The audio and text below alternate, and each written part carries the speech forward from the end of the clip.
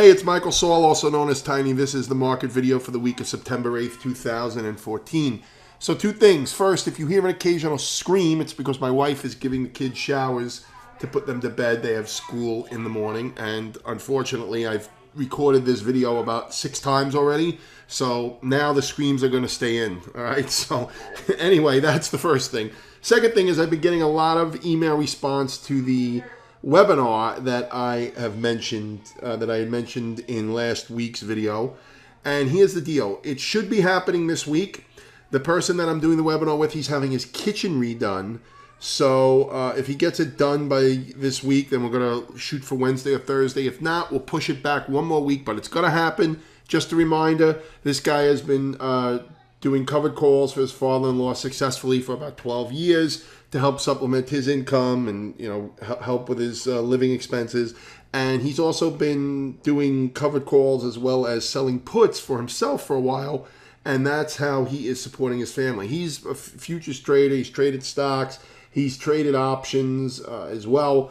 But now he's really in a zone here with the covered calls and selling the puts. And the reason he's doing this is because he needs to make a reliable, consistent income. So he's going to tell you what he does. And also, I have twisted his arm, so he will be offering his newsletter if you would like to invest for a substantial discount to what it's going to be offered in the full rollout. Okay.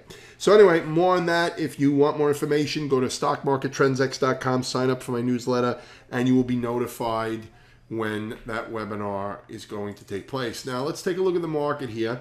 Now, I will say first and foremost, be careful here, because while we are screaming bullish, the super guru, if you know who that is, has all of a sudden decided to stop picking tops. He picked them all the way up and destroyed his followers as well as himself in the process. He has finally become bullish. So that always makes me nervous, because whenever the super guru, who is a complete moron and is never correct, whenever he gets on one direction, then it's, you know, really makes me nervous, because he's really hardly ever right. Of course, he's right once in a while. Even a broken clock is right twice a day. But for the most part, his timing is absolutely horrendous. Now, for those of you who are either new to the video or just think I'm being obnoxious talking about how great I am all the time, you guys know that that's not. The people who've watched me at least know that that is not the case, okay? On this last pullback, I thought we were going to come up and keep going down. I thought we were going to correct, then come back and at least tag the 200-day. That didn't happen. But one thing I have not done is I have not tried to pick a top here. This is a very strong uptrend, and even though the super guru is bullish here, I still can't bring myself to just start shorting randomly. Okay, this is a very nice pattern, sideways consolidation at highs. It looks great. It looks like we're going higher here. Let's look for targets on the S&P 500. I mean, boy, you could probably measure this box, and then, but I mean, we may even be above that yet. You know, that's the, I didn't do that yet. So let's, I'm not going to take this low, although you probably can. So let's take this low to this high. See how close I am here. Yeah, I'm kind of close. Let's see if I could get it a little straighter here. Right?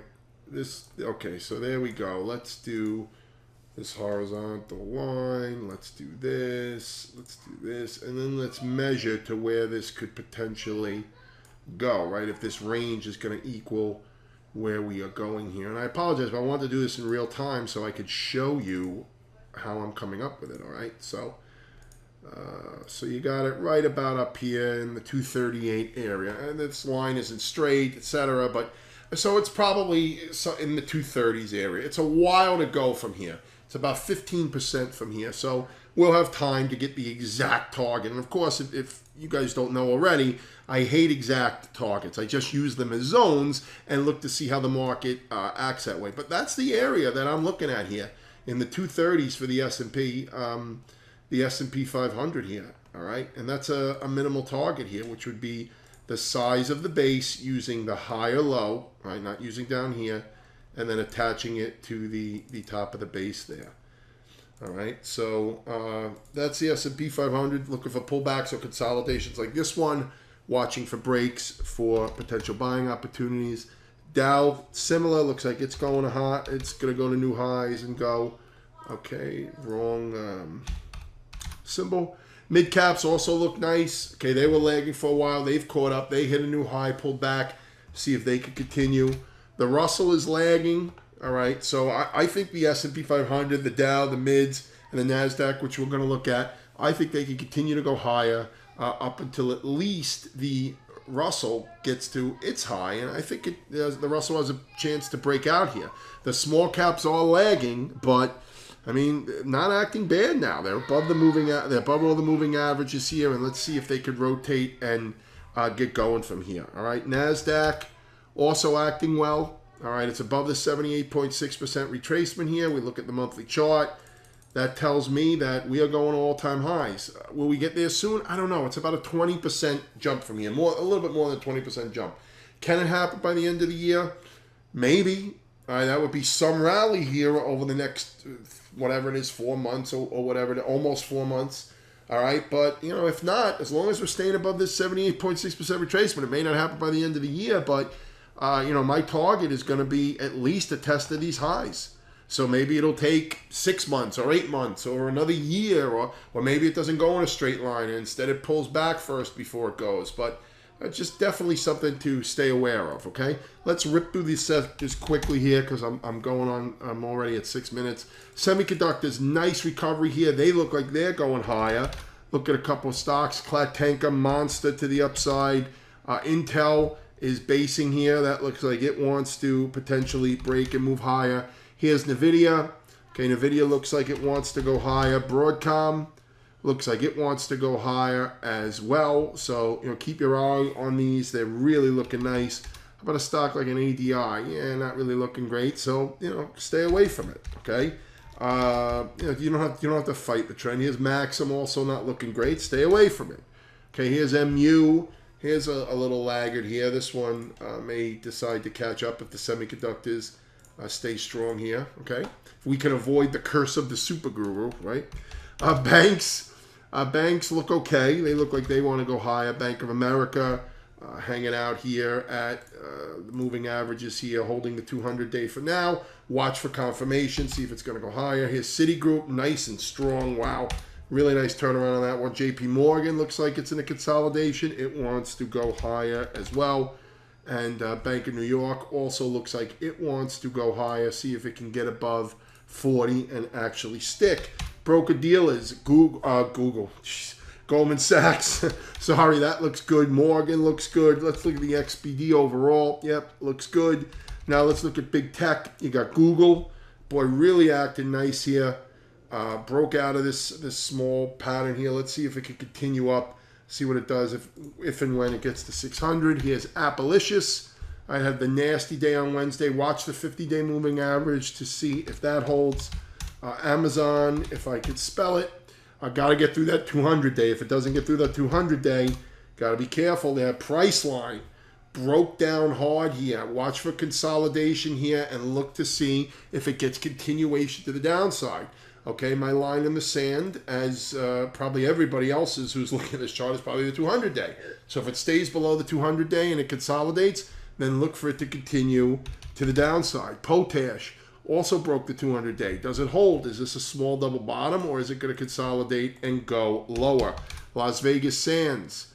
Okay, we highlighted this pattern. It's moving lower here. So, I mean, Las Vegas Sands and Wynn were the stars of the show about a year ago, a couple months ago, whatever it is. Now they're showing relative weakness. So watch these. All right, watch these for shorting opportunities.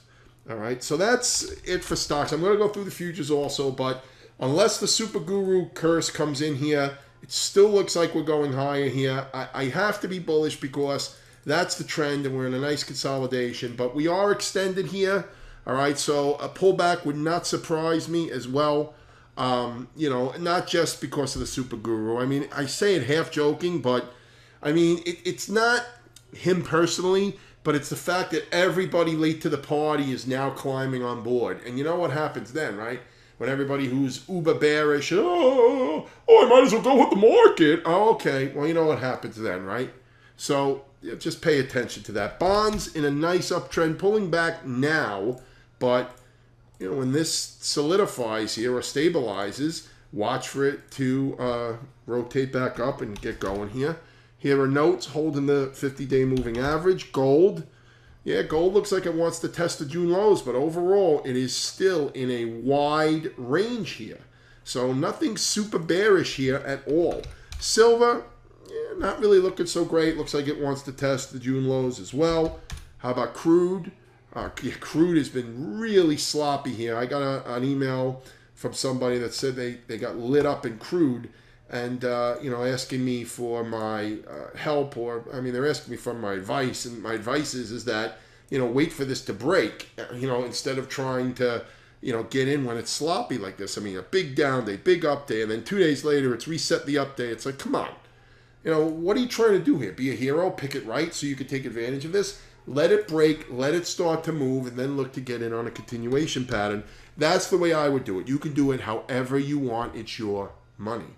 All right, wheat tested lows. Let's see if it consolidates and continues lower here. Corn, corn, wheat, and soybeans all acting like crap. Watch lows here. You can go here to the 2013 summer lows here, right? So that's soybeans, and it's below it here already on corn, and then wheat as well, but just on soybeans at least then. All right, here's coffee. Coffee is consolidating, and it's sloppy here, so what you want to do is go to a weekly chart and watch that consolidation there. Sugar. All right, sugar looks like it wants to continue to the downside here. Watch for lifts, bear flags to set up. Lean hogs, nice ripper last week in lean hogs, above the 200-day and the 50-day. See if that's going to keep going. Let's look at the euro. Wow, just totally smacked last week here as the dollar continues to rally. I know for those of you who watch the Sunday night strategy sessions, I know I've been promising to get them back too, but with the move and everything, it's just been absolute torture here. So as soon as I can clear some things up, we'll get them going too. But Paul Schatz has been calling for a dollar rally for a while, and he's getting it now. Here's the euro down with the, obviously versus the dollar, so that means the dollar is moving up. Let's look at the yen. Here is the dollar yen. Okay, you can see the dollar is gaining versus the yen here. If we just look at the yen, right, this is the yen versus the dollar, right? It's the inverse. You can see that it's down here at the 2014 lows. How about the Aussie? Okay, the Aussie is just in a base here. All right, so that's it. I will talk to you via the daily email. I don't know if I'm going to be emailing every day this week. I probably won't be. I'll probably just be emailing a couple of days this week. Last week I only emailed one day, but I'm alive and well. Thanks for all the emails. I really appreciate it. You don't know how good it feels to have people just emailing me saying, hey, Tiny, I miss your updates. Or, hey, Tiny, thinking of you. Hope everything's going great. Really, really appreciate it. And I will talk to you in next week's video, or I'll see you at this week's webinar, or I'll talk to you via the email. Okay? Have a great trading week.